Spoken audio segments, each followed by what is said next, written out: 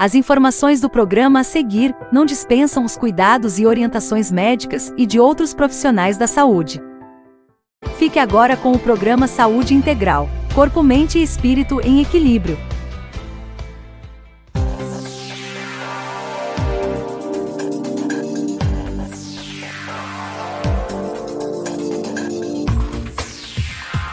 Muito boa noite, sejam bem-vindos novamente, mais uma quinta-feira.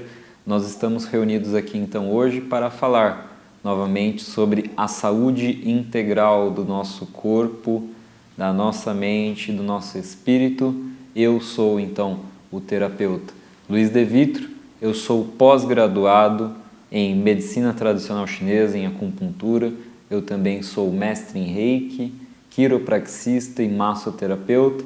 E antes de nós iniciarmos o nosso conteúdo de hoje, eu queria te pedir muito para que você deixasse aqui o seu joinha, curtisse o nosso vídeo e também compartilhasse com o maior número de pessoas que você acredita que possa esse conteúdo ajudar, tá bom? Então, continuando essa nossa websérie sobre as 29 práticas integrativas presente dentro do Sistema Único de Saúde, dentro do SUS, nós vamos falar hoje aqui sobre a técnica de imposição de mãos, né? É uma das 29 práticas que estão presentes dentro do SUS. No entanto, essa técnica da imposição de mãos, ela, por exemplo, entraria aqui também o Reiki, né?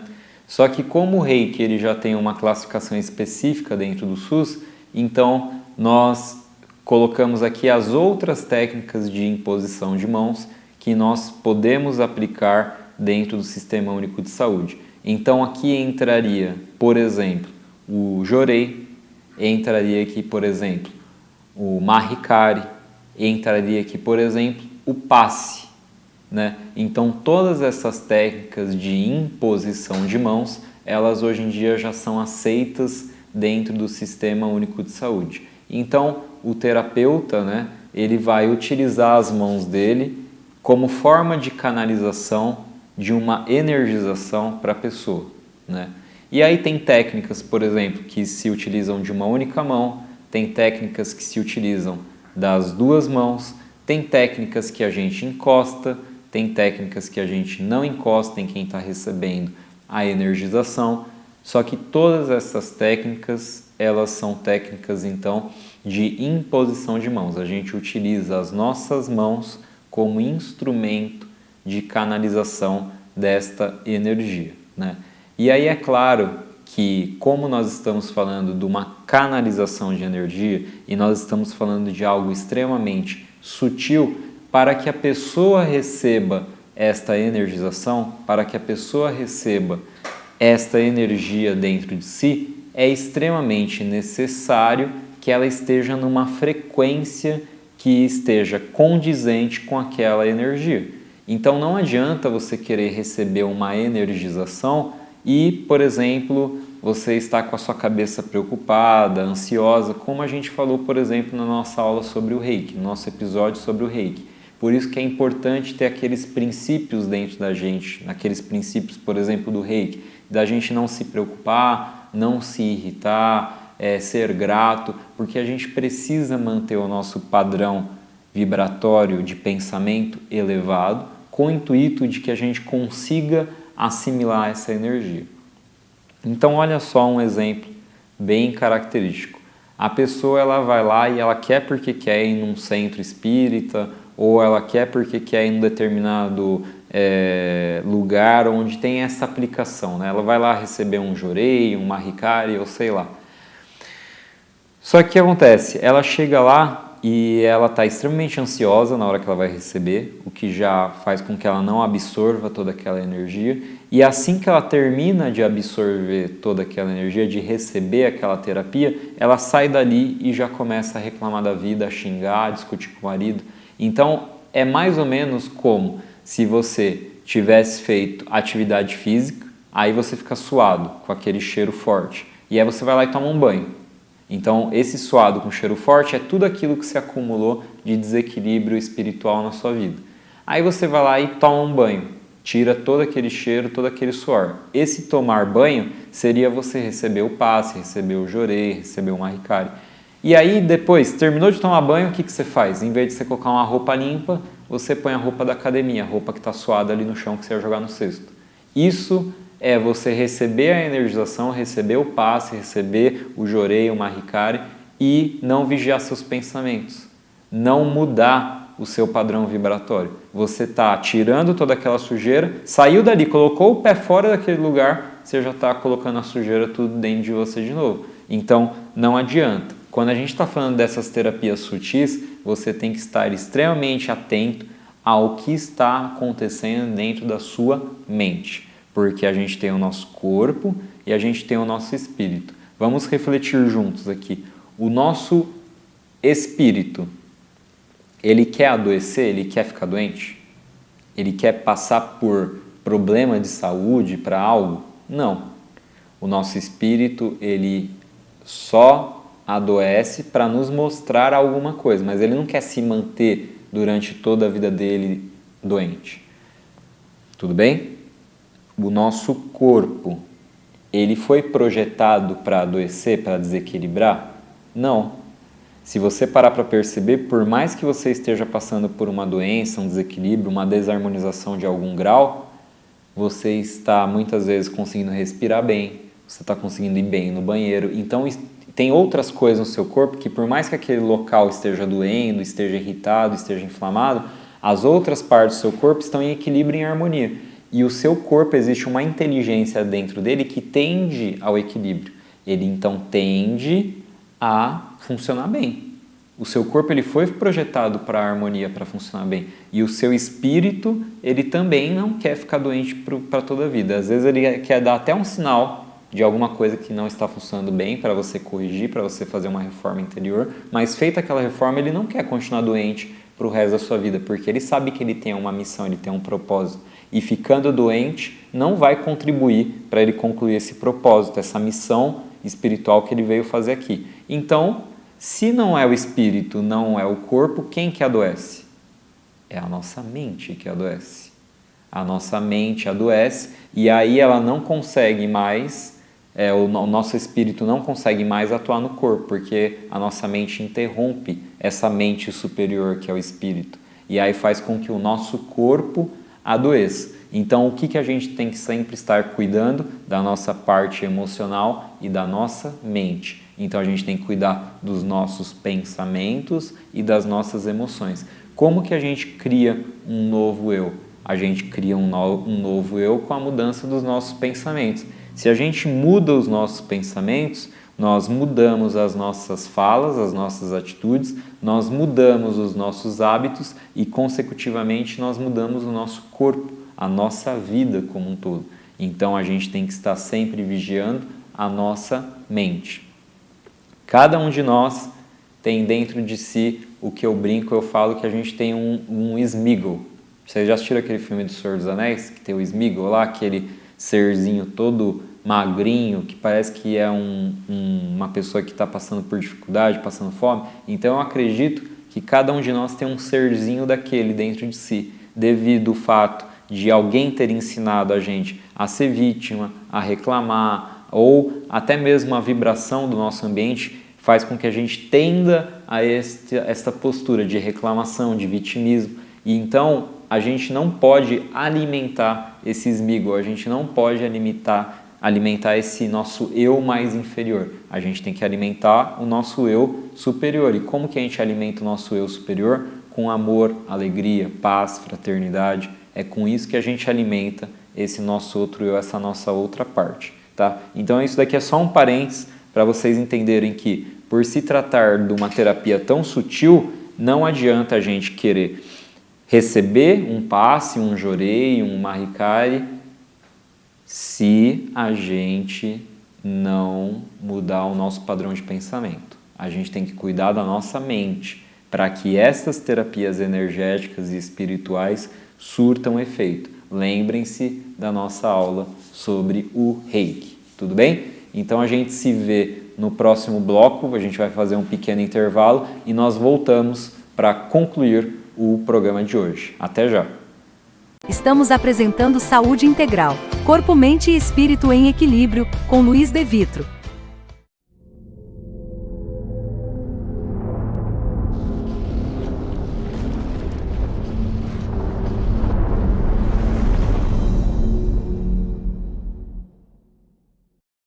Voltamos a apresentar Saúde Integral, Corpo, Mente e Espírito em Equilíbrio.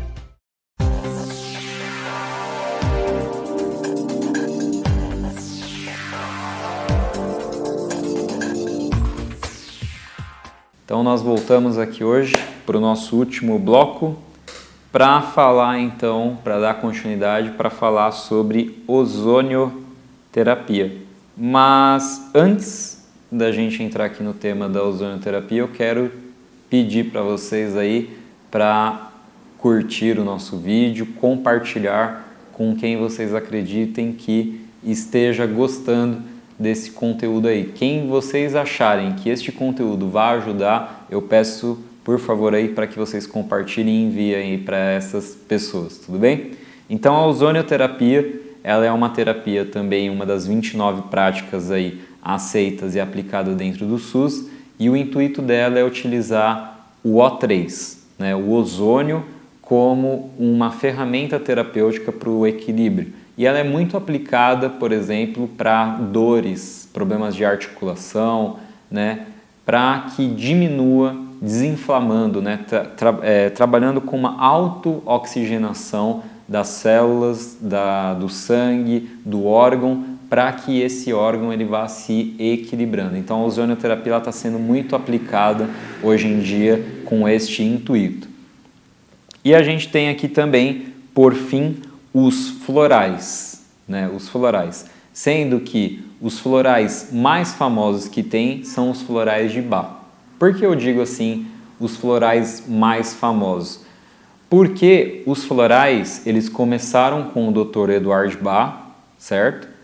Que é um inglês. No entanto, eles têm várias famílias de florais. A gente tem os florais de Saint-Germain, florais Califórnia, florais da Amazônia, a gente tem os florais de várias outras famílias. E é por isso que aqui a gente vai falar mais especificamente da família de florais do Eduard Bach, que ao todo são 38 florais que ele documentou. E qual é a história do Dr. Eduard Bach?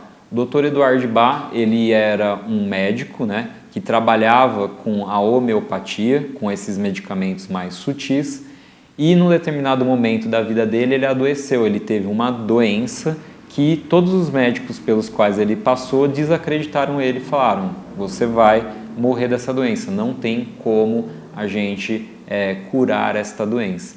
E aí ele resolveu se resguardar e pensar se não existiria uma outra forma de resolver aquela situação. E aí ele acabou intuindo, né, que as doenças, na verdade, elas tinham uma raiz, uma fundamentação emocional. E através disso, o que ele fez? Ele foi e se resguardou em meio à natureza e começou a sentir as flores. Começou a sentir, né, todas estas flores e através dessa sensibilização ele chegou à conclusão que existiam 38 flores, né? 38 florais que eles trabalhavam na harmonização das nossas emoções. E ele percebeu que não adiantava então curar o físico sem curar primeiro o nosso interior, sem curar, por exemplo, primeiro a nossa parte emocional. A mesma conclusão, por exemplo, que o Mikao Usui fez lá quando a gente estudou a questão do Reiki. O Dr. Eduard Bach também prestou atenção e percebeu que era necessário essa mudança interior para que fosse realizada uma mudança no físico, uma mudança exterior. Então ele documentou esses 38 florais, catalogou, e cada uma desses florais ele foi dividindo, né? Ele dividiu em cerca de 6 famílias diferentes, né? Dentro desta grande família que é a família que ele descobriu, e eles têm aplicações específicas. Quando a gente vai preparar um floral, a gente geralmente coloca em torno de 6 flores naquele floral, né? E estas 6 flores, cada uma delas tem um princípio, tem algo que elas entram em ressonância e equilibram um determinado desequilíbrio que a gente esteja passando, sempre do ponto de vista emocional, certo? E além disso, os florais eles também têm uma propriedade de trabalhar de uma forma muito sutil. Então não é aconselhável, quando você está tomando um floral, a deixar ele próximo de equipamentos eletroeletrônicos, equipamentos que emitam ondas sonoras, que emitam vibrações de alguma espécie, porque isso desequilibra essa energia tão sutil que está ali no floral. Os florais, eles são conservados através do conhaque. No entanto, a quantidade de conhaque dentro do floral é tão baixa, é menor do que a quantidade de álcool que tem numa maçã. Então, essa condição tão baixa de álcool para conservar o floral faz com que o floral possa ser tomado até mesmo para pessoas que sejam dependentes aí, alcoólatras, nesse sentido de desequilíbrio, porque o floral ele é extremamente sutil e vai uma quantidade ali de álcool tão baixa, que não tem problema nenhum uma pessoa que esteja passando por esse desequilíbrio tomar, ou até mesmo crianças, né? E é muito interessante porque os florais, juntamente com a cromoterapia e o reiki, seriam as únicas terapias que poderiam ser aplicadas em absolutamente qualquer caso. Gestantes, grávidas, pessoas que estejam com metástase, com câncer, elas poderiam usufruir dessas técnicas mesmo estando em períodos delicados da vida, por exemplo, a gestação, como a gente citou, ou tumores, porque são técnicas extremamente sutis e que de fato vão cuidar da pessoa, curar a pessoa lá no seu entorno, lá dentro do seu ser, né? E é por isso então que dentro de tudo aqui que a gente conversou, de toda essa história aí do Dr. Bach, é importante ressaltar que, através dessa pesquisa dele, ele foi se tratando com essas flores e ele finalmente conseguiu se curar.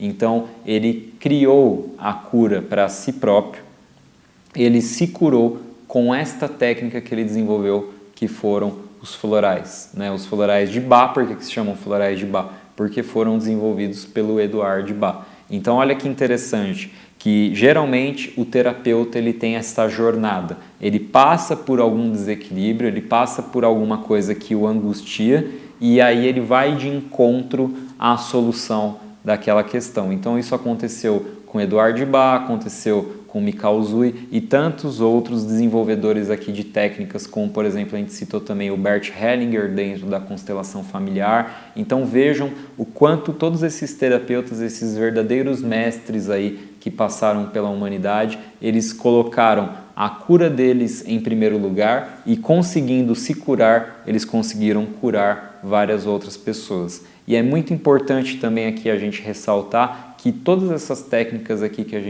gente foi citando, elas sempre focavam ali no seu eu superior, no seu ser mais interno, né? E aí é por isso que é tão importante a gente valorizar e ressaltar aqui a questão que dentro do Espiritismo a gente fala da reforma íntima. Então é necessário uma mudança interior, uma mudança de padrão de pensamento, de comportamento, para que a cura ocorra, né? Como diz uma das minhas professoras, a doutora Mônica, ela fala, a ajuda ela pode até ser externa, mas a verdadeira cura ela vem de dentro. Então a nossa verdadeira cura ela vem de dentro de cada um de nós, dentro dessas mudanças interiores que cada um de nós precisa fazer, assim como o Bach fez, o Mikao Usui fez e todos os outros terapeutas que passaram aí fizeram, certo? Então eu gostaria de agradecer demais aí a presença de cada um de vocês. Eu espero do fundo do meu coração que vocês tenham gostado muito dessa nossa websérie sobre as 29 práticas integrativas e complementares presentes dentro do SUS. E no nosso próximo programa nós voltamos com novidades aí para finalzinho deste ano e por que não já olhando aí com novos horizontes para o comecinho do ano que vem, o comecinho de 2022, que promete ser um ano de muita vitória, muita saúde e prosperidade para cada um de nós. Então curtam aí, antes da gente passar para os nossos próximos programas, façam uma revisão aí de tudo que a gente já estudou, agradecendo aqui novamente a Web Rádio Fraternal. Vou pedir para o Jefferson já deixar aqui o site e também o meu Instagram, que é o @holoclínica com H no começo, e o meu WhatsApp, que é o 11 99545 5262. Uma excelente noite aí para vocês e a gente se vê na quinta-feira que vem, às 8 horas da noite.